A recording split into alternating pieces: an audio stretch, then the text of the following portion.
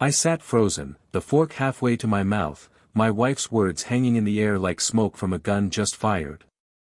"It's best if you don't come to the cottage this Christmas." My mother-in-law said, "You've been so difficult." Difficult? That word, careful, polite even, but venom coated every syllable. I could see the way she smiled, not at me, but at the thought of exclusion, of control. The wine glass trembled in my hand. I said nothing. I never do when I sense the edge of a knife in words. Silence is a weapon no one respects until it's too late. The room was warm. Candlelight flickered over her perfect holiday table. The smell of roast and rosemary mingled with a sweetness that suddenly turned sour. My son played with his napkin, unaware. My heart sank. They had drawn the line. Without so much as a debate, without confrontation, they had exiled me. And I let it sit there like ice in my chest. I finished my meal alone that night. The roads were empty, the house cold. I walked through rooms that carried echoes of our supposed family warmth. I let my gaze linger on the empty spaces where my absence would go unnoticed, unmissed. The betrayal was quiet but heavy. I let it settle. I made a cup of black coffee, no sugar. I sat by the window. Outside, the snow fell in slow, perfect flakes. The world was indifferent. My anger, however, was not. By midnight, I had a plan. It didn't need words. It didn't need allies. It only needed patience, precision, and silence. I had those. I watched them from afar, not literally, but in a way more intimate than proximity allows. I knew their patterns. My wife, predictable, always proud of appearances, obsessed with control. My mother-in-law, easily spooked, hungry for drama, protective of her narrative. My son, loyal, confused, but ultimately a pawn. I traced their weaknesses like a surgeon mapping veins. Public perception mattered to them. Status mattered to them. Comfort mattered to them. And I held the scalpel. I began by isolating their narratives. The cottage, the family messages, the small financial frictions. No one noticed. I watched my wife posting the usual holiday cheer on social media. Innocuous captions, perfect smiles, masks of generosity. Perfect. That mask would be the stage for the reveal. I waited. I let the resentment simmer like a chemical reaction. And then I struck. It was subtle at first. A bank alert here. A minor investment shifted there. A forgotten signature on a document that had teeth. By the time Christmas Eve rolled around, I had orchestrated a perfect storm. Her pride and image tied directly to a collapse she couldn't see coming. The day passed quietly. I stayed in my house alone, pretending. The TV murmured holiday tunes, snow pressed against the windows. I felt no loneliness, only anticipation. And then at exactly 12:12 a.m., my phone rang. My son's name flashed. "Dad, what the hell?" His voice cracked. Panic, fear, confusion. I didn't answer immediately. I let it hang. "They mentioned your name on CNBC." I smiled though no one could see it.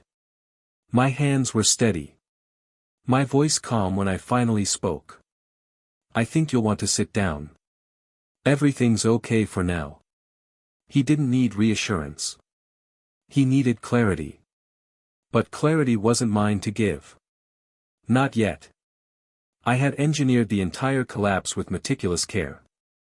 Years of financial maneuvering, of understanding the vulnerabilities of those who thought they were untouchable, had led to this moment. I wasn't greedy. I was precise. I wasn't vindictive. I was strategic. When CNBC's headline flashed my name across devices nationwide, my wife's carefully constructed world fractured. Stock alerts pinged. Investors called, frantic. Shares in the company she managed plummeted within hours because of a chain of decisions I had anticipated and subtly influenced months ago. Legal scrutiny followed. Every move she made to save face played into the pattern I had laid, and she had no idea. My mother-in-law called, shrill and trembling.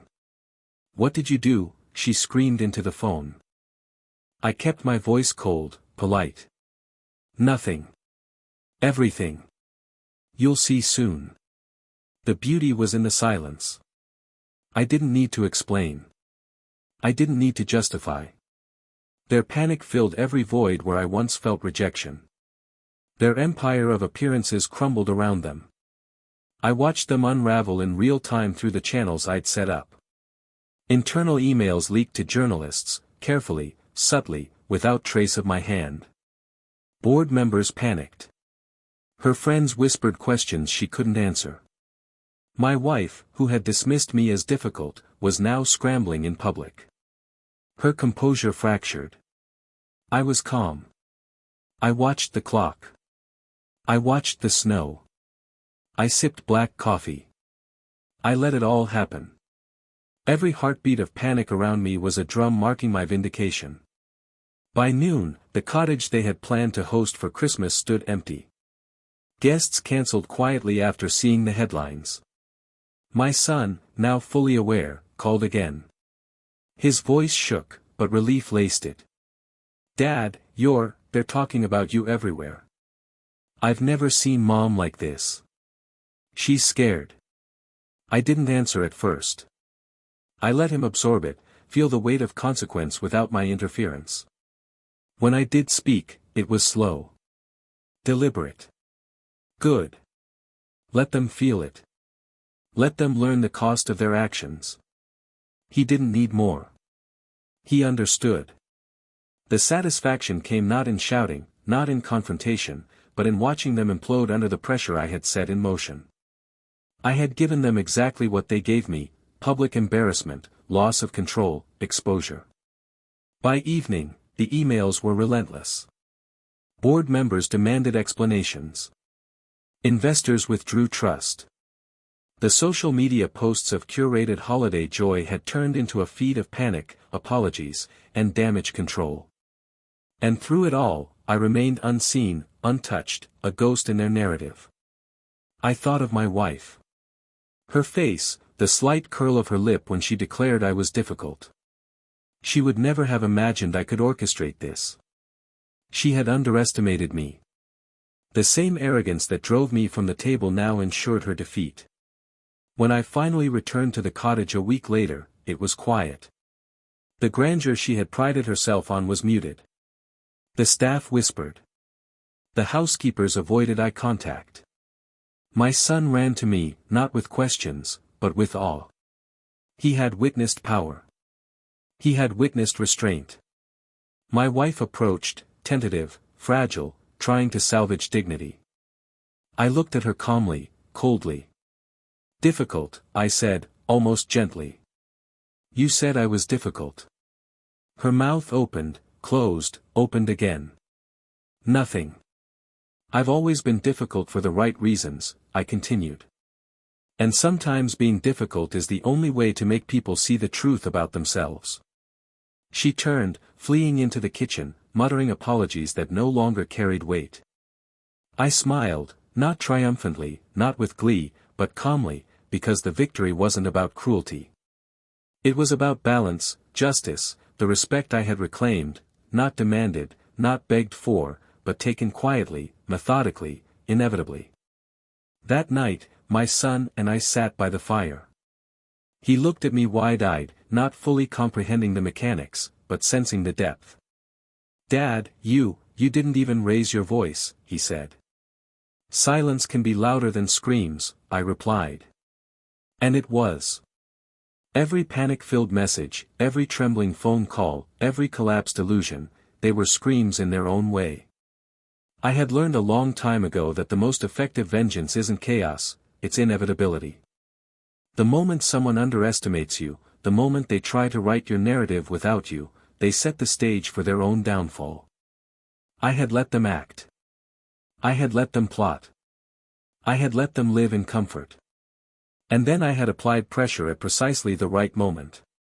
The law of control is simple: people fear what they cannot predict, and nothing is more unpredictable than a mind quiet, patient, and calculating.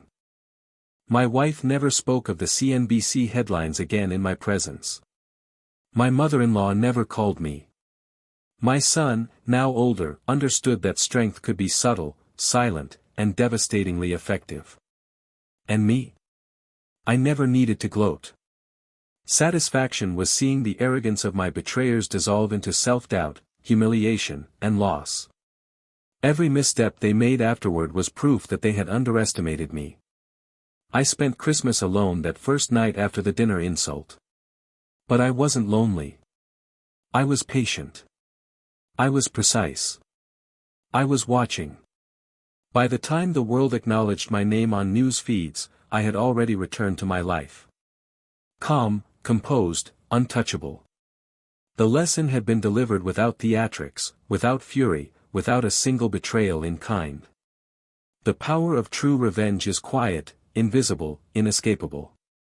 And as I closed my eyes that night, listening to the wind against my house, I whispered almost to myself, difficult, yes. Worth remembering even more. They had learned. I had risen. The scale of justice, perfectly balanced, was mine to hold.